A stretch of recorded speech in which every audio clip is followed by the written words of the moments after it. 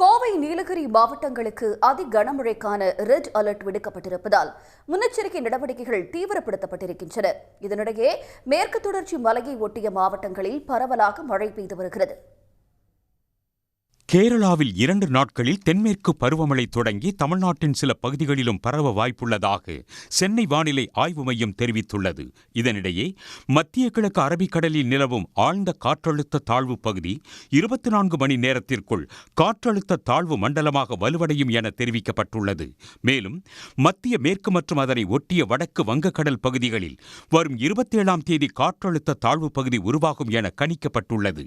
இந்நிலையில் கோவை நீலகிரி மாவட்டங்களில் கன முதல் மிக கனமழையும், திருப்பூர், திண்டுக்கல், தேனி, தென்காசி, நெல்லை, குமரியில் கனமழையும் பெய்யும் என தெரிவிக்கப்பட்டுள்ளது. 25, 26 ஆகிய தேதிகளில் கோவை நீலகிரியில் அதி கனமழைக்கான எச்சரிக்கையும் விடுக்கப்பட்டுள்ளது. இந்த சூழலில் கோவை மாநகரில் திடீரென பெய்த மழையால் வெப்பம் தணிந்து குளிர்ச்சியான சூழல் நிலவியது. நீலகிரி மாவட்டம் உதகை, கூடலூர் சுற்றுவட்டார பகுதிகளிலும் மழை தொடங்கி பரவலாக விட்டுவிட்டு பெய்து வருகிறது.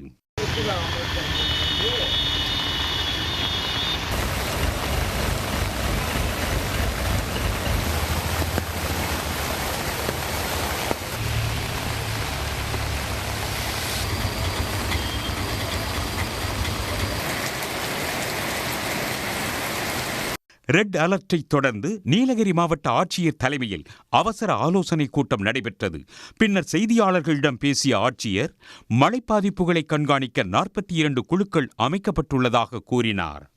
ஹெல்ப்லைன் நம்பர் கொடுத்திருக்கோம் மக்களுக்கு 1077 இது டிஸ்ட்ரிக்ட் லெவல் கண்ட்ரோல் ரூம். எங்க நம்ம டிஸ்ட்ரிக்ட்ல எந்த பிரச்சனை இருந்தாலும் தாலுக் ஆஃபீஸ் இல்லைன்னா பிடிஓ ஆஃபீஸ்க்கு காண்டாக்ட் பண்ண முடியலன்னா இந்த நம்பருக்கு ஃபோன் பண்ணால் நாங்கள் ஹெல்ப் பண்ணி கொடுக்குறோம்.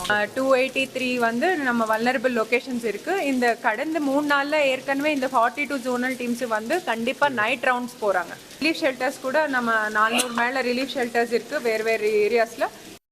இதேபோல ஈரோடு மாவட்டம் அந்தியூர், கோபிச்செட்டிப்பாளையம் உள்ளிட்ட பகுதிகளில் வெயிலின் தாக்கத்தை தணிக்கும் வகையில் பெய்த திடீர் மழையால் மக்கள் மகிழ்ச்சி அடைந்தனர்.